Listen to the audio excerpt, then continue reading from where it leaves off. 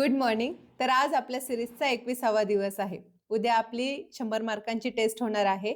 या आठवड्यात जे पण लेक्चर झाले आहेत, जे मी एक्सप्लेनेशन दिलं आहे, ते सुद्धा क्वेश्चन्स उद्याच्या टेस्टमध्ये असणार आहे. तुम्हाला त्याची चांगली रिव्हिजन करायची आहे का? तर आपल्या टेस्टचे 4 टॉपर मी निवडणार आहे आणि त्यांना कॅश प्राइज म्हणजे UPIने मी त्यांना पैसे ट्रान्सफर करणार आहे. मग तुम्हाला काय करायचं आहे? जे आता ह्या आठवड्यात जेवढे लेक्चर झाले आहेत ते 2x स्पीडवर बघून घ्या, चांगली रिव्हिजन करा, अभ्यास करा. या टेस्टचे डिटेल मी टेलिग्राम चॅनलवर आज देईन. आपला टेलिग्राम ग्रुप जॉईन करून घ्या आणि आपल्या चॅनलला लाईक करा, शेअर करा आणि सबस्क्राईब करा. चला तर मग सुरू करूया आपल्या आजच्या व्हिडिओला. आपला पहिला प्रश्न आहे, प्रोजेक्ट चिता अंतर्गत भारतात पुढील चित्ते आणण्यासाठी कोणत्या देशाशी करार झाला आहे? तर तो बोत्स्वाना या देशाशी करार आपण केलेला आहे. हा ऑफिशियल अनाउन्समेंट ह्याची कधी केली? तर नुकतीच 12 नोव्हेंबर 2025 रोजी आपल्या भारताचे जे राष्ट्रपती आहेत द्रौपदी मुर्मू आणि बोत्स्वानाचे राष्ट्रपती यांच्या उपस्थितीमध्ये ही उद्घोषणा केली गेली. आता प्रोजेक्ट चिता हा कधी सुरू झाला? तर हा 2022 साली सुरू झाला आणि ह्याचे उद्दिष्ट काय होते? तर तुम्हाला सगळ्यांना माहिती आहे की आपल्या भारतातून चिते नामशेष झाले होते. मग त्यांचं पुनर्वसन करण्यासाठी, पुन्हा भारतात चिते आणण्यासाठी हा प्रोजेक्ट चिता राबवला गेला. आता हा प्रोजेक्ट चित्ता कोणाच्या अंतर्गत येतो? तर प्रोजेक्ट टायगर, तुम्हाला माहीतच असेल प्रोजेक्ट टायगर. तर प्रोजेक्ट टायगर अंतर्गतच प्रोजेक्ट चित्ता हा येतो. मग प्रोजेक्ट टायगर कधी सुरू झाला? 1973 साली.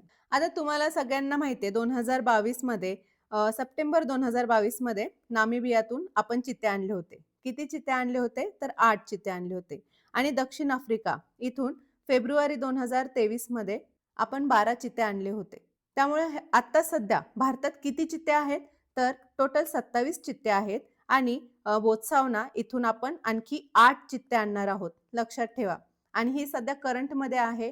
जेव्हा नामिबियातून आणि दक्षिण आफ्रिकेतून आणलेले तेव्हा सुद्धा त्याच्यावर प्रश्न विचारला होता आणि आता सुद्धा ह्याच्यावर प्रश्न विचारू शकतात. बोत्स्वाना इथे कालाहारी डेझर्ट आहे. हे कालाहारी डेझर्ट खूप प्रसिद्ध आहे. हे कालाहारी डेझर्टमध्ये हे चिते वावर करतात.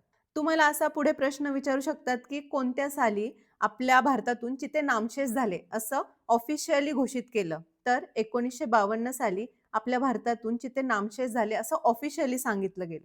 आता प्रोजेक्ट चित्ता तर हे प्रोजेक्ट टायगर अंतर्गत आहे, हे तुम्हाला लक्षात ठेवायचं आहे. आणि तुम्हाला आणखी काय लक्षात ठेवायचं आहे की प्रोजेक्ट चित्ताची अंमलबजावणी कोणते प्राधिकरण करते?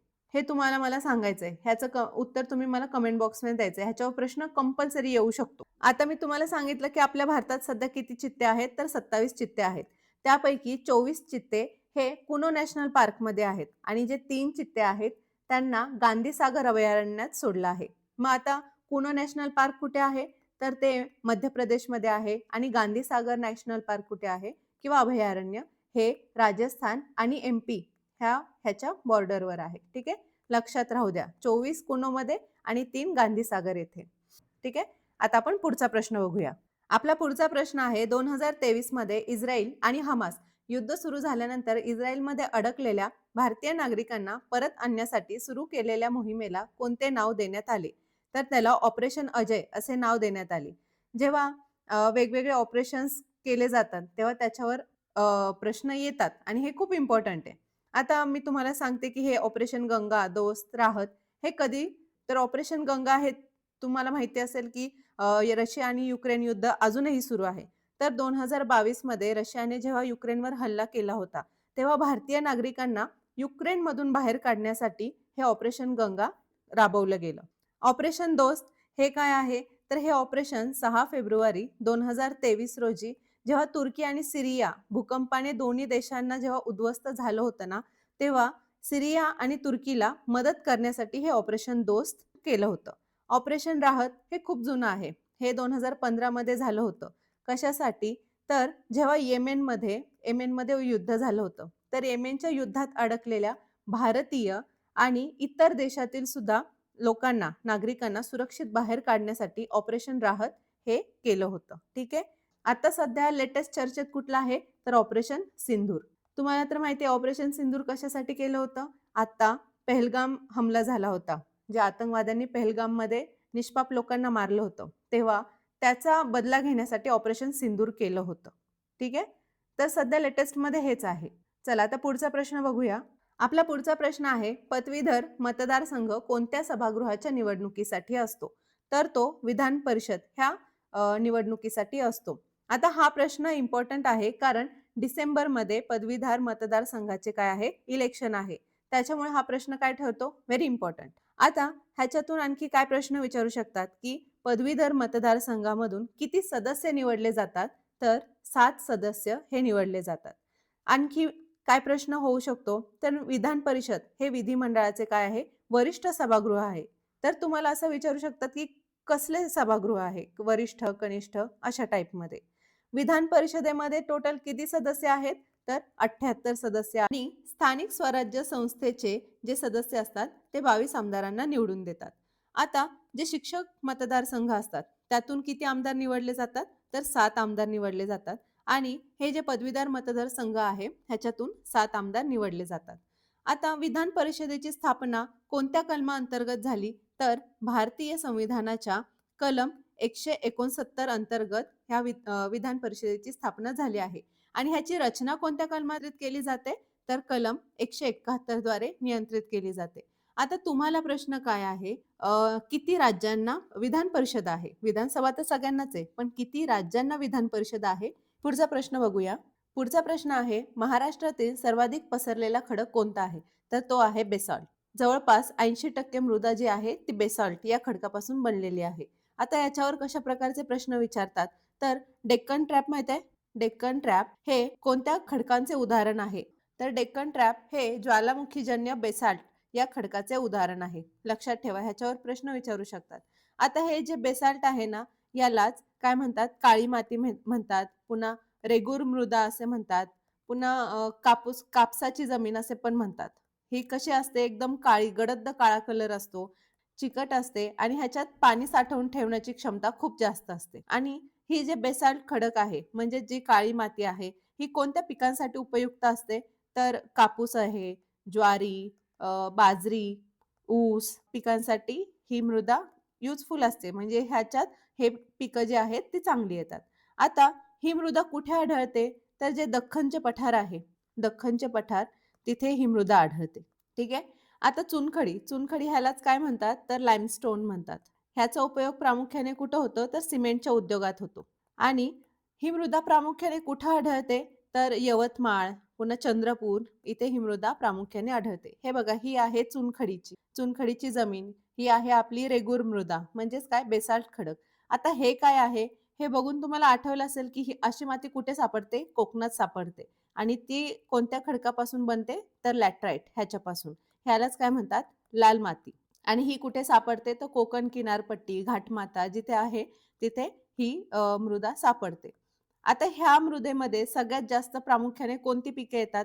तर काजू येतो, आंबा, पुन्हा फणस अशी फळं येतात. आणि माहिती आहे ना, कोकणात सगळ्यात जास्त काय येतं? काजू येतो, आंबा येतो, फणस येतो. सगळ्यात जास्त तिथे येतो, कारण त्याला लाल माती ही काय असते? उपयुक्त असते त्याच्यामुळे. ठीक आहे. मग मी हे 4 फोटो लावले, की तुम्हाला समजावं हीच ती मृदा आहे. ठीक आहे. आता पुढचा प्रश्न बघूया. जागतिक न्यूमोनिया दिन कधी साजरा केला जातो? तर तो 12 नोव्हेंबरला साजरा केला जातो. आणि हा दरवर्षी 12 नोव्हेंबरला साजरा केला जातो. ह्या दिवसाचा उद्देश काय आहे? तर जे न्यूमोनिया त्याच्यावरचे जे उपचार आहेत, त्याला प्रतिबंध कसा करायचा ह्याच्या बाबतीत जागरूकता निर्माण करणे. हा जागतिक न्यूमोनिया दिनाचा काय आहे? उद्देश आहे. ह्याची थीम काय होती? प्रत्येक दरवर्षी ह्याला थीम असते. तर ह्या वर्षीची थीम होती, की प्रत्येक श्वास हा महत्त्वाचा आहे. त्याचे रक्षण करा. ही ह्या वर्षीची काय होती? थीम होती.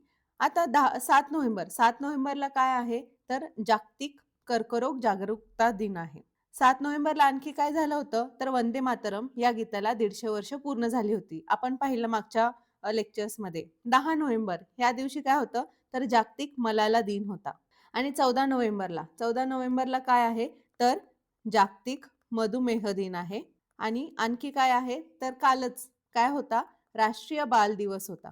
राष्ट्रीय बाल दिवस हे कोणाची जयंती निमित्त साजरा केला जातो? ते तुम्ही मला सांगा. ठीक आहे. आता जे जागतिक न्यूमोनिया दिन हा 12 नोव्हेंबरला तर साजरा केलाच जातो. पण त्यासोबत 12 नोव्हेंबरला राष्ट्रीय पक्षी दिन सुद्धा असतो.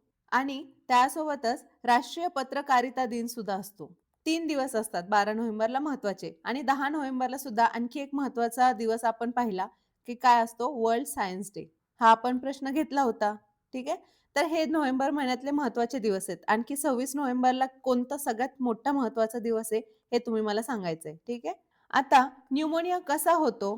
तर न्यूमोनिया काय होतं, की तुमच्या फुफ्फुसामध्ये बॅक्टेरिया, विषाणू म्हणजेच काय, की व्हायरस किंवा बुरशीनं काय होतं, की आपलं जे हे लंग्स आहेत, म्हणजे जे फुफ्फुस आहे ते संक्रमित होतात आणि त्याच्यामुळे काय होतात ते सुजतात आणि सुजल्यामुळे काय होतं त्याच्यात पाणी होतं किंवा पू होतं. मग आपल्याला श्वास घ्यायला प्रॉब्लेम येतो.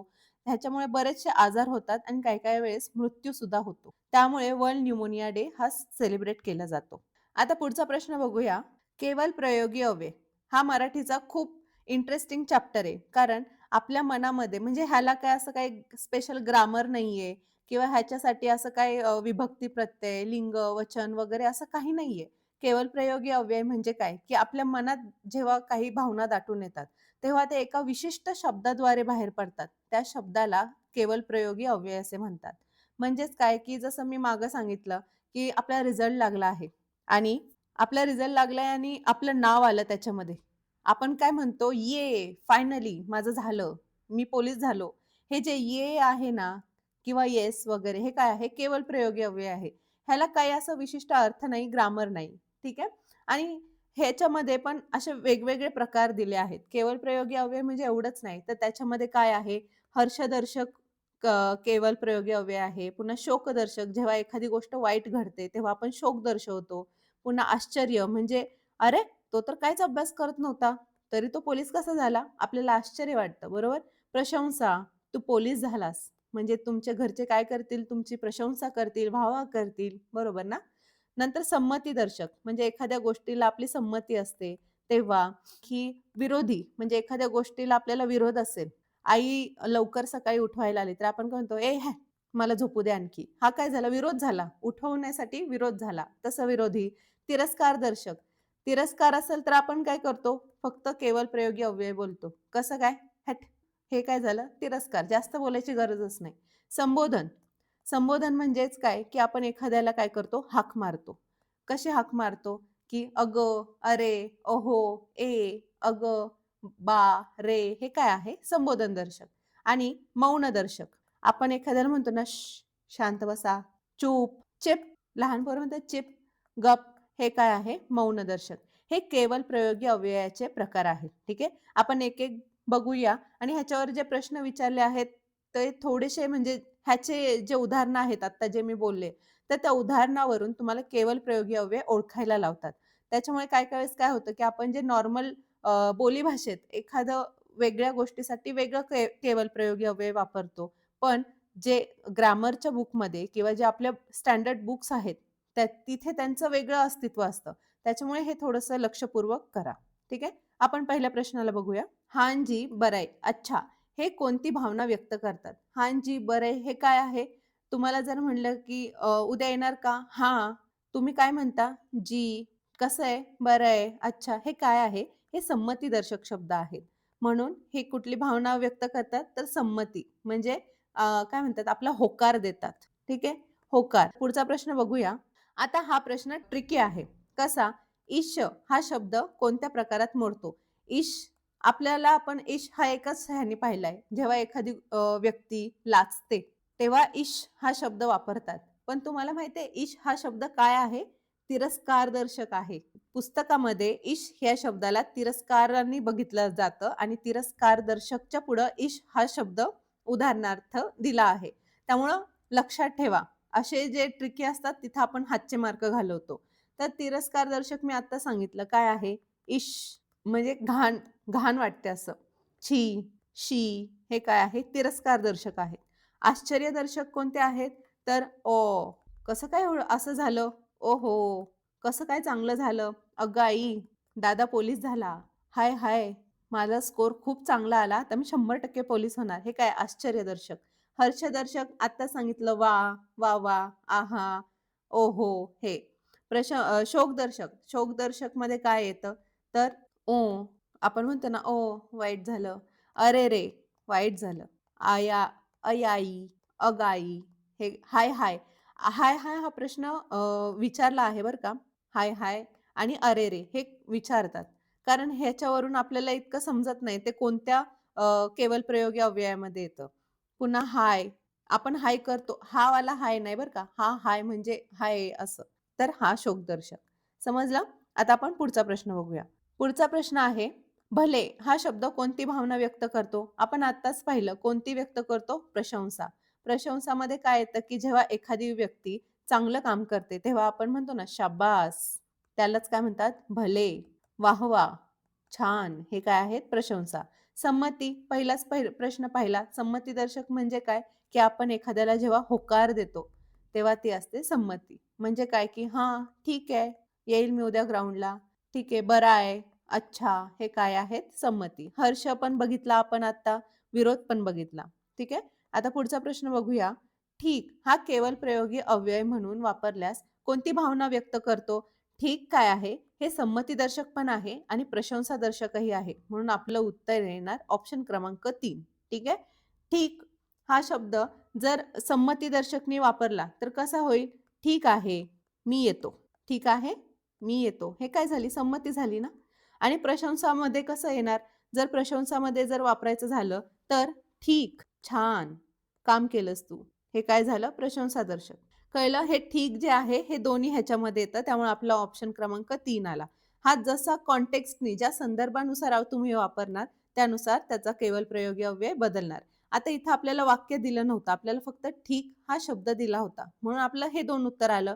जर सपोज हे एक वाक्य दिलं असतं आणि जर तुम्हाला म्हटलं असतं, की यामधला केवल प्रयोगी अव्यय कोणत्या प्रकारचा आहे? तर त्यावेळेस तुम्हाला त्याचा अर्थ लक्षात घेऊन त्याचं उत्तर द्यावं लागलं असतं. ठीक आहे? आता पुढचा प्रश्न बघूया. पुढचा प्रश्न आहे, चूप, अजिबात रडायचं नाही. लहान मुलांना म्हणतात ना, चूप, अजिबात रडायचं नाही. तर या वाक्यातील चूप हे कोणते अव्यय आहे? तर हे आहे मौनदर्शक. म्हणजे चूप. पुन्हा आपण असं पण म्हणतो ना, तसं ह्याचा कुठं उल्लेख नाहीये, पण शुक म्हणजे एखाद्याला शांत करणे, मौन. चूप, चिप, आणखी गप हे काय आहे? मौनदर्शक. एखाद्याला शांत करणे, ते मौनदर्शक.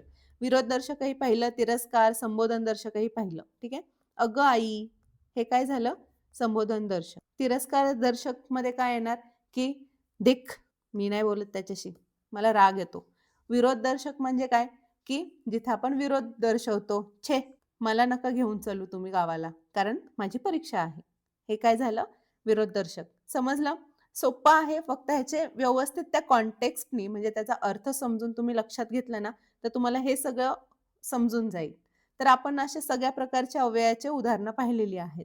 आता आपलं गणिताचं नळ व टाकी हे सुरू झालं. नळ, टाकी आणि जे आपण काल पाहिला टॉपिक काम, काळ, वेग. हे काय होतं? तर ह्याचाच प्रकार आहे. जसं ह्याला फॉर्म्युला जसं आपण हे एल-सी-एमनी सॉल्व्ह करतो, तसंच हे सुद्धा एल-सी-एमनी सॉल्व्ह करायचं. जसं कामामध्ये जर सपोज ए-बी-सी हे काय आहे? तर ही 3 लोकं आहेत. जर हा 4 तास काम करतो, हा 2 तास काम करतो आणि हा काम बिघडवतो, असं जर सांगितलं, तर आपण त्यांची कार्यक्षमता कशी घेतो? ह्या दोघांचा काय करतो? लसावी घेतो. पुन्हा ह्याची कार्यक्षमता स्वतःची 1, 2ची किती 2 आणि हा काम बिघडवतो म्हणून आपण कसं करतो? मायनस करतो. तसंच सेम जर ए हा काय करतो? तर 10 तासात टाकी भरतो आणि बी तो काय करतो? 20 तासात तो रिकामी करतो. मग ह्यांचं काय करणार? ह्याची कार्यक्षमता सुद्धा वजा करणार. का? तर हा काम बिघडवायचंच करतोय ना. तसंच सेम आपण नळ व टाकी सॉल्व्ह करणार आहोत. आता ह्याच्यावर सुद्धा 1 ते 3 मार्कांपर्यंत प्रश्न येतात आणि ते शॉर्ट स्ट्रेट फॉरवर्ड असतात. पण आता ह्याच्यावर फक्त साधे सोपे असे प्रश्न येत नाहीत, की ए इतक्या तासात टाकी भरतो, बी इतक्या तासात भरतो, दोघं एकत्र मिळून काम केले तर किती तासात भरतील वगैरे. असं साधे सोपे प्रश्न आता विचारत नाही. आता थोडंसं त्याला अवघड करतात. म्हणजे ए सोडून गेला किंवा बी सोडून गेला किंवा ह्या दोघांनी एकत्र इतके-इतके तास काम केलं. नंतर ए सोडून गेला, तर बीने किती तासात काम पूर्ण केलं वगैरे. असं थोडंसं शाब्दिक खेळ खेळतायत. त्याप्रमाणे आपण आपली तयारी सुद्धा तशीच अप करायला पाहिजे. अजूनही वाढवायला पाहिजे. ठीक आहे? आपला पहिला प्रश्न सोप्पा आहे आणि आपण हळू काय करणार आहोत? लेव्हल अप करणार आहोत. जास्त नाही, कारण पोलीस भरतीला इतके पण अवघड प्रश्न विचारत नाही. पण हो, जर मागचा पॅटर्न पाहिला तर आपली पोलीस भरती ही जरा थोडीफार टी-सी-एसच्या पॅटर्नकडे झुकलेली दिसायला म्हणजे बघायला भेटली आहे. जे 2024चं जे मी क्वेश्चन पेपर सॉल्व्ह केले, तर त्याच्यामध्ये ना एक पझल नावाचा टॉपिक मला सापडला.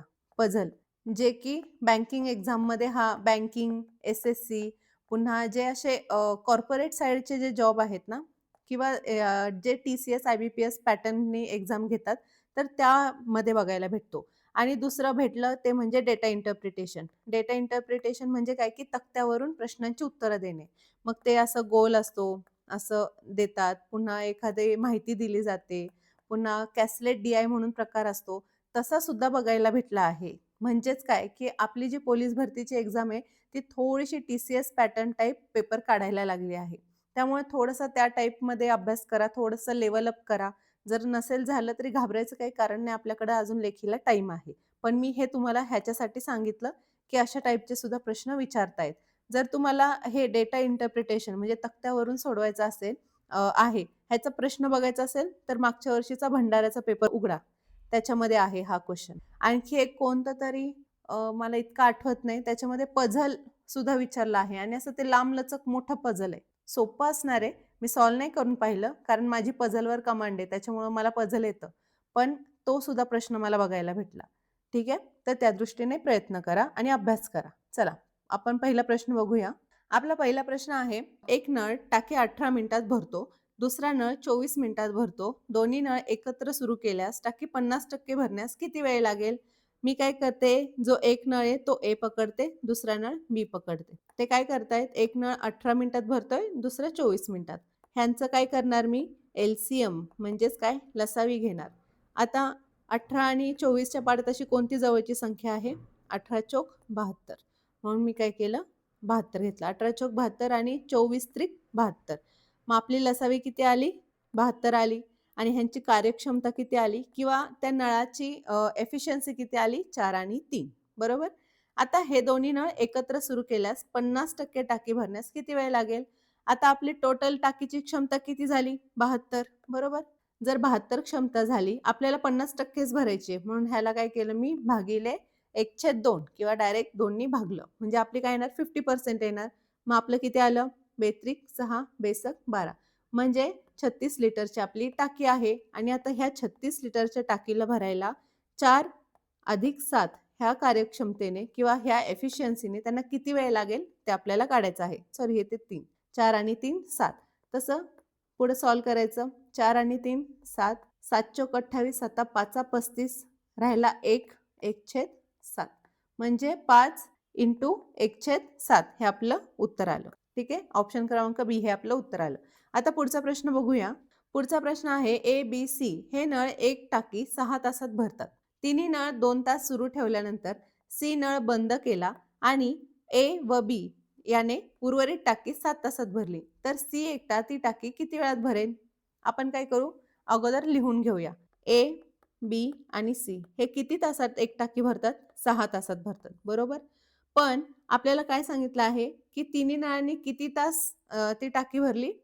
तर 2 तास ते एकत्र सुरू झाले आणि नंतर सी सोडून गेला. मग बाकीचे ए आणि बीने म्हणजे ए आणि बीने ती टाकी किती तासात भरली? 7 तासात भरली. आता इथं एक चूक करायची नाही. इथं तुम्ही जर 6 आणि 7चा लसावी घेतला आणि इथं 7 आणि इथं 6 ठेवले, तर तुमचं आयुष्यात उत्तर येणार नाही किंवा दिलेल्या ऑप्शनपैकी तुमचं उत्तर येणार नाही. तुम्ही चुकाल. ह्याचं उत्तर काय आहे ते बघा. आता इथे लसावी तर घ्यायचा. 6 आणि 7चा लसावी किती आला? 42. पण 6 सत्ती 42 घ्यायचं. पण इथं 6 लिहायचं नाही. का? ते सांगते. हे 6 तासात टाकी भरतात. 7च्या एफिशियन्सीने टाकी भरतात. पण 7च्या एफिशियन्सीने ए, बी आणि सीने किती वेळ काम केलं? तर 7च्या एफिशियन्सीने 2 तास काम केलं. बरोबर? एकत्र. मग त्यांनी टोटल किती काम केलं? 14. मग त्याच्यानंतर काय केलं? सी सोडून गेला. मग राहिलं कोण? ए आणि बी. ह्यांनी काय केलं, की त्यांनी बाकीची जे पण टाकी राहिली असेल म्हणजे काय किती? 42 वजा 14 किती आले? 28. तर ही जी 28 क्षमतेने जी टाकी 28 क्षमतेची टाकी राहिली आहे, त्यांनी किती तासात भरली? 7 तासात भरली. मग त्यांची क्षमता किती आली? 7 चोक 28. म्हणून इथे 4 येणार. समजलं? तर इथे मी का नाही लिहिलं? कारण हे 7 काय आहेत? तर ही उर्वरित ह्याच्यानंतर ह्याच्यामधून जे 14 मायनस केल्यावर जे उर्वरित 28 राहतात, ती खाली करायला त्यांनी 7 तास लावलेले आहेत. समजलं? इथे गफलत करू नका. आता आपल्याला काय विचारलं आहे, जर सी ती टाकी किती वेळात खाली करेल? जर मी तर सी घेतला, 7 ची क्षमता कोणाची आहे? ए-बी-सी ह्या तिघांची. ए-बी ची क्षमता किती आहे? 4. मग 7तून 4 केले तर सी ची क्षमता येणार, बरोबर? 7तून 4 गेले, किती राहिले? 3. ही सी ची क्षमता आहे. मग 42 लिटर टाकी खाली करायला 3च्या क्षमतेने जर त्यांनी काम केलं, तर किती तासात ती टाकी भरेल? 3 एका 3, 3 चोक 12. म्हणजे आपलं उत्तर आलं 14. समजलं? 14 हे आपलं उत्तर आहे. ऑप्शन क्रमांक सी ह्याचं उत्तर आहे. मुद्दाम हा प्रश्न घेतलेला आहे, की तुम्हाला हा एक पॅटर्न समजावण्यासाठी. जर सपोज इथं एखादं इथे 6 घेतलं असतं तुम्ही, इथं 1 आलं असतं, बरोबर? आणि हे 28 भागिले 1 केलं असतं आणि 28 जर उत्तर आलं असतं आणि ऑप्शनमध्ये जर 28 असतं, तर तुम्ही 28ला क्लिक केलं असतं, बरोबर ना? तसं होऊ नये. जर इथे ऑप्शनमध्ये नाहीये ती चांगली गोष्ट आहे. पण जर असतं, तर तुमचं उत्तर चुकलं असतं. म्हणून मी हा प्रश्न घेतलेला आहे. चला पुढचा प्रश्न बघूया. एक टाकी 2 नळांनी 18 किंवा 24 मिनिटात भरते. म्हणजे एक टाकी आहे तिचे 2 नळ आहेत. कुठले? मी ए आणि बी पकडते.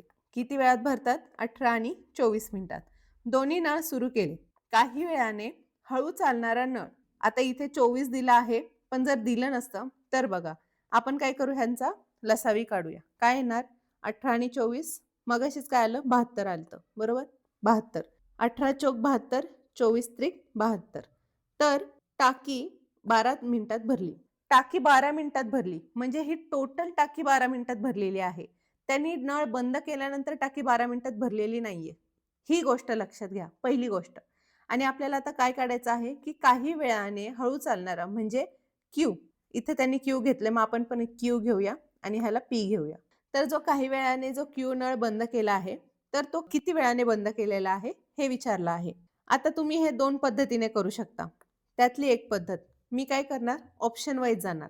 ऑप्शन वाईज गेलं तर माझं उत्तर लवकर येणार. ते कसं? आता पहिल्यांदा काय केलं मी? 6 मिनिटं घेते. जर 6 मिनिटांनी तो नळ बंद केला म्हणजे काय, की ए आणि बी हे 4 आणि 3 बरोबर 7च्या क्षमतेने त्यांनी काय केलं? ती टाकी भरली. म्हणजे 6 गुणिले 7 बरोबर किती आले? 42. आपलं टोटल काम किती आहे? 72. मग 72 वजा 42 किती राहिले? 30 राहिले. मग आता 30 क्यू तर सोडून गेला, मग राहिला पी. पी 4च्या क्षमतेने ती टाकी भरतो. मग 4ने तर 30ला भागत जात नाही, म्हणून आपला ऑप्शन ए कटला. पुढे आता मी घेते ऑप्शन क्रमांक 2, 8 मिनिटे. जर 8च्या क्षमतेने ह्या दोघांनी 8 मिनिटात 7च्या क्षमतेने टाकी भरली, तर ती किती भरेल? 8 7 56. 72 मधून जर 56 गेले, तर किती राहिले? 6 आणि 6 12, 16. आता 16ला काय झालं? 16ला आपण काय करणार? 4ने भाग देणार. का? कारण क्यू तर सोडून गेला. मग 4 बरोबर 4 चोक 16. अगोदरचे 8 मिनिटं आणि नंतरचे 4 मिनिटं असे टोटल 12 मिनिटात त्यांनी टाकी भरली. म्हणून आपलं ऑप्शन बी 8 मिनिटात आपण ती टाकी भरतो आहे. म्हणजे 8 मिनिटात क्यू सोडून गेला. म्हणजे ऑप्शन बी ह्याप्रमाणे गेलं, जर आपण 8 मिनिटं पकडले, तर आपलं काय होतंय? ते फुलफिल होतंय. म्हणजे 8 मिनिटात दोघांनी काम केलं आणि नंतर 8 मिनिटानंतर क्यू सोडून गेला. समजलं? ही सगळ्यात सोपी पद्धत आहे सॉल्व्ह करायला. आता दुसरी पद्धत काय आहे? आता आपण पुढचा प्रश्न बघूया. वाटलंच तर आपण इथे बाकीचं पण सॉल्व्ह करू शकतो. करायचं काम? करून बघूया. 9 मिनिटे घेऊया. डायरेक्ट मी सोडवते. 9 मिनिटे हे 7च्या क्षमतेने 9 7 63. टोटल आपले किती आहे? 72 लिटरची कॅपॅसिटी आहे. त्यातून 73 लिटर मायनस केले, किती राहिले? 9 राहिले. मग क्यू सोडून गेला. नंतर पी 4च्या क्षमतेने करतो, पण 4ने भागत जात नाही, म्हणून हे आपलं ऑप्शन चुकला. पुढे 10 मिनिटे. 10च्या क्षमतेने 10 मिनिटं 7च्या क्षमतेने केलं तर किती आले? 70 आले. मग 72 मधून 70 गेले. 2 राहतात आणि 2नी 4ने 2ला भाग जात नाही. पॉइंटमध्ये उत्तर येतं. म्हणून हा पण ऑप्शन कॅन्सल. म्हणून आपलं उत्तर आलं ऑप्शन क्रमांक 2, 8 मिनिटे. चला आता पुढचा प्रश्न बघूया. पुढचा प्रश्न आहे, ए नळ टाकी 40 तासात भरतो. बी 50 तासात भरतो आणि दोन्ही नळ काय केले? सुरू केले. टाकी पूर्ण भरायच्या 10 तास आधी नळ ए बंद केला. तर टाकी भरण्यास एकूण किती वेळ लागला? किती सिंपल आहे. ह्यांचं काय करायचा? लसावी काढायचा. ह्यांचा लसावी किती आहे? 200. 4 पंचे 20, 5 चोक 20. टोटल किती आले? 9 आले. आता आपल्याला काय सांगितलं आहे, की 10 तास आधी म्हणजे टाकी भरायच्या 10 तास आधी ए नळ बंद केला. म्हणजे काय, की टाकी 10 तासांनी त्याच्यानंतर भरली. म्हणजे 10 तास हे काय केलं, बीने एकट्याने काम केलं म्हणून 10 चोक 40. हे 4 बीची कार्यक्षमता आणि 10 काय, की जे ए नळ बंद केल्यानंतर 10 तास काम चाललं, ते बी एकट्याने केलं म्हणून 40. आता 200 मधून 40 वजा केले, तर जी पण टाकी भरायची राहिली असेल, ती त्या दोघांनी मिळून भरली असेल ना? साहजिकच. कारण ए नंतर बंद केला आणि राहिलेल्या नंतरच्या 10 तासात बीने एकट्याने काम केलं. म्हणजे त्याच्या 10 तास अगोदर ए आणि बी एकत्र काम करत होते. मग आपण सॉल्व्ह करूया. 200 मधून 40 गेले. किती राहिले? 160. आता 160 लिटर टाकी भरायला 9च्या क्षमतेने ते काम करणार ना? मग आपण सॉल्व्ह करूया. आता 160ला 9ने भाग घालवायचा आहे. 9 एक्का 9, खाली राहिले 7, 9 साता 9 साता 63. पुन्हा काय राहिले? 7 राहिले. मग 7/9. आता आपल्याला काय विचारलं आहे, तर ती टाकी भरण्यास एकूण वेळ किती लागला? एकूण म्हणजे काय, की 17/7/9 अधिक हे जे 10 तास अगोदर त्यांनी ए सोडून गेलता ते 10 तास. कारण त्याच्यानंतर 10 तास बीने काम केलं. ह्यांची बेरीज किती येणार? 17 अधिक 10 7/9. 17 आणि 10 किती? 27 7/9. म्हणजे हे आपलं उत्तर आलं. 27 7/9. ऑप्शन क्रमांक सी हे आपलं उत्तर आलं. ही सगळ्यात इझिएस्ट मेथड आहे सॉल्व्ह करायची. आता पुढे बघूया. पुढचा प्रश्न आहे. आता ह्या प्रश्नामध्ये नफा व तोटा पण घेतला आहे. मी तुम्हाला मागे सांगितलं नफा व तोटामध्ये रेशो येतं, पर्सेंटेज येतं. त्यामुळे हे जे आहेत ना, हे बेस आहेत सगळ्या प्रश्नांचे, सगळ्या शाब्दिक उदाहरणांचे हे बेस आहेत. ते ऑप्शनला ठेवायचेच नाही. आता आपण प्रश्न सॉल्व्ह करूया. एका टाकीतील गळतीमुळे टाकीमध्ये 220 लिटर पाणी शिल्लक असते, जे मूलतः 240 लिटर होते. तर पाण्याचे शेकडा नुकसान म्हणजे पर्सेंटेज लॉस किती? अगोदर किती होतं? 240 होतं. आता किती झालं? 220 झालं. किती पाणी वाया गेलं? 20 लिटर पाणी वाया गेलं. आपल्याला काय विचारलंय? लॉस किती झाला विचारलंय. 20 लिटर पाण्याचा लॉस कशावर होईल? ओरिजिनल पाण्यावर होईल ना, म्हणून 240. किती? गुणिले 100. काय करायचं? सॉल्व्ह करायचं डायरेक्ट तुमचं उत्तर. शून्याला शून्य गेले, इथे 12. 100 भागिले 12 बरोबर. 12 96 राहिले 4. 12 36. 4 12 36 म्हणजे हे रिकरिंग आहे. 8.33% आहे का? ऑप्शन क्रमांक बी आपलं उत्तर आहे. आता पुढे हा प्रश्न तुम्हाला सोडवायचा आहे स्वतःहून आणि त्याचं उत्तर कमेंट बॉक्समध्ये द्यायचं आहे. प्रश्न काय आहे? 2 नळ आहेत ए आणि बी. एक टाकी अनुक्रमे 20 आणि 24 मिनिटात भरू शकतात. म्हणजे ए आणि बी एक टाकी 20 आणि 24 मिनिटात भरतात. तिसरा जो नळ आहे सी, तो काय करतोय? हा 3 गॅलन प्रति मिनिट दराने एक टाकी रिकामी करतोय. म्हणजे तो टाकी रिकामी काम वाढवायचं काम करतोय. जर तिन्ही नळ एकत्र सुरू केल्यास टाकी 50 मिनिटात भरते, तर टाकीची क्षमता किती? खूप सोपा प्रश्न आहे. उत्तर द्या. आणि तुम्हाला म्हणजे उत्तर काढायचीच गरज नाही. तुम्ही एलसीएम काढला ना, की तुमचं उत्तर येऊन जाईल. बघा सॉल्व्ह करा. आता आपण बघूया आकृती संबंध. हा खूप इम्पॉर्टंट आहे. बऱ्याचशा पेपरमध्ये विचारत नाही. पण जर मागच्या वर्षीचा नवी मुंबईचा पेपर जर तुम्ही पाहिला 2024चा नवी मुंबईचा, तर जवळपास आकृती संबंध म्हणजे जवळपास 8 आकृत्या आहेत त्या पेपरमध्ये. त्याचे भलेही वेगवेगळे प्रश्न असू द्या, पण आकृती किती आहेत? 8 आहेत. आकृती संबंधांवर किंवा आकृतींवर 8 प्रश्न विचारले आहेत. म्हणजे ह्याचा इम्पॉर्टन्स इतका आहे. खूप इम्पॉर्टंट आहे. सोपे येतात. काही वेळेस थोडेसे ट्रिकी असतात. आता आकृती संबंध ह्याच्यावर कितीपर्यंत मार्क येऊ शकतात? नवी मुंबईला जसं 8 पर्यंत विचारलेलं, तसं तुम्हाला कमीत कमी 1 ते 3 मार्कांपर्यंत ह्याच्यावर प्रश्न येऊ शकतात आणि सोपे असतात. आणि शेवटी मी तुमच्यासाठी पण प्रश्न ठेवला आहे. तुम्ही उत्तर द्यायचं आहे. चला, पहिला प्रश्न बघूया. ही जी आकृती दिली आहे, या आकृतीचे जलप्रतिबिंब खालील पर्यायातून ओळखा. आता जे आपले मिरर इमेज असते म्हणजे आरशाची प्रतिमा आणि हे जे जलप्रतिबिंब असतं, तर ह्याच्यामध्ये फरक काय आहे ते मी तुम्हाला सांगते. आरसामध्ये काय असतं, की जे असं एखादी गोष्ट आहे, सपोज येस आहे आणि जर मध्ये आरसा असेल, तर ती गोष्ट कशी दिसणार आपल्याला? अशी दिसणार. म्हणजे डावी बाजू उजवीकडे दिसते आणि उजवी बाजू डावीकडे दिसते. आणि जलप्रतिमामध्ये काय असतं? जर सपोज एक अशी व्यक्ती उभी राहिली आहे आणि हे जल आहे, तर ती व्यक्ती अशी दिसते. म्हणजे वरची बाजू खाली आणि खालची बाजू वर दिसते. समजलं? आरसा डावीकडून उजवीकडे, जलप्रतिमा वरून खाली असं. तर आता आपण हे सॉल्व्ह करूया. आपल्याला इथे काय दिलं आहे? तर जलप्रतिबिंब दिलं आहे. आपल्याला ह्याची प्रतिमा ओळखायची आहे. आता हे जे हुक्स आहेत असे, असे ते कसे होणार? ते असे होणार. आता ते कुठे-कुठे आहे? इथे पण आहे, इथे पण आहे, इथे पण आहे. हे ऑप्शन गेला. कारण हे ॲज इट इज आहे ना म्हणून. आता पुढे आपल्याला बघायचं काय आहे, की एस काय झाला? एस असा आहे, तो जलप्रतिमामध्ये कसा होणार? असा होणार. मग असा एस कुठे आहे? फक्त 1 मध्ये आहे, बरोबर? इथे तर ॲज इट इज एस आहे, इथे तर आडवाच झाला. ह्याचा काही संबंधच नाही. म्हणजे हे पण कट झाला, हे पण कट झाला. म्हणून आपलं उत्तर आलं ऑप्शन क्रमांक 1. आपण एलिमिनेशन मेथडनी सुद्धा सॉल्व्ह करू शकतो आणि ॲज इट इज थोडंसं लॉजिक लावून सुद्धा सॉल्व्ह करू शकतो. मी एलिमिनेशन मेथड प्रेफर करते, कारण काय होतं, की त्यावेळेस ऑप्शन कमी राहतात आणि आपल्याला सॉल्व्ह करायला सोपं जातं. आपला पुढचा प्रश्न आहे, आता आपल्याला काय-काय दिलं आहे ते बघूया आणि आपण स्वतःचं एक काढूया. इथे वजाबाकी आहे, इथे वजाबाकी आहे, इथे वजाबाकी आहे. दुसरी गोष्ट, हे आत आहे, हे बाहेर आहे, हे आत आहे.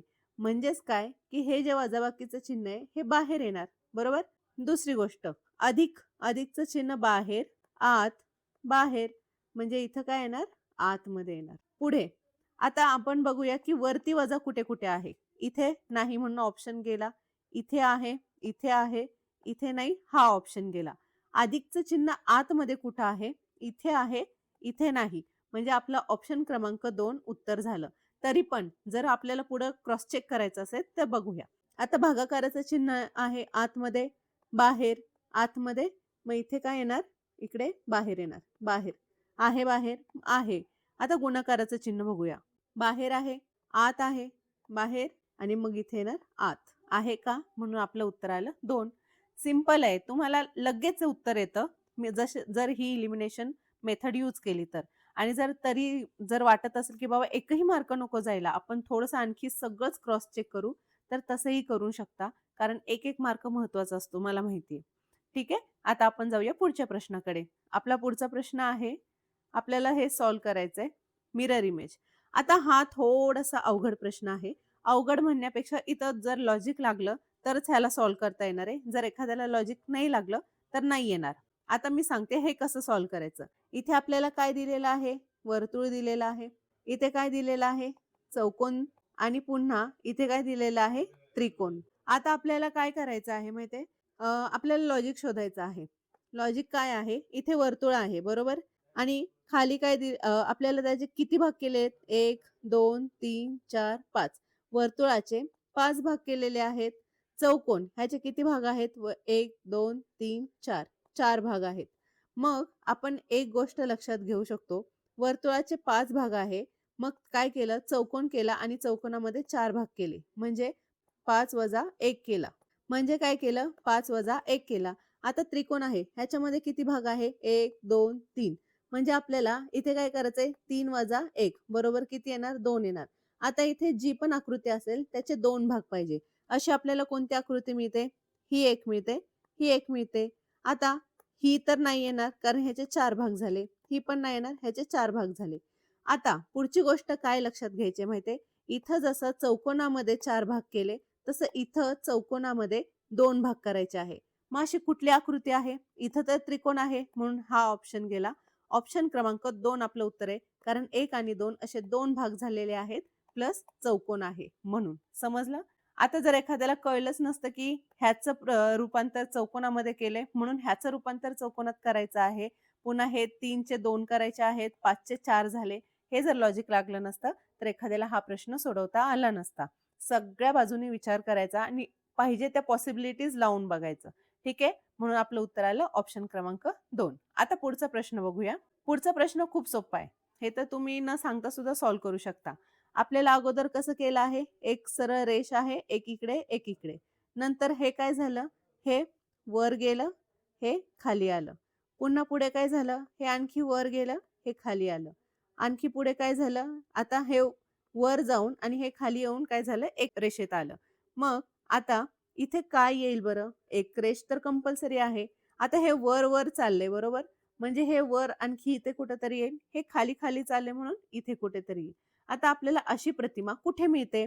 इथे मिळत नाही, इथे मिळत नाही, इथे मिळत नाही. 4 नंबरला मिळते. आता 2 नंबरला गफलत करू नका घाईघाईत. इथे हे खाली आहे, हे वर आहे. हे तर इथेच आहे ना, म्हणून आपलं 2 क्रमांक येणारच नाही. म्हणून आपलं उत्तर आलं 4. ठीक आहे. आता पुढचं बघूया आपण.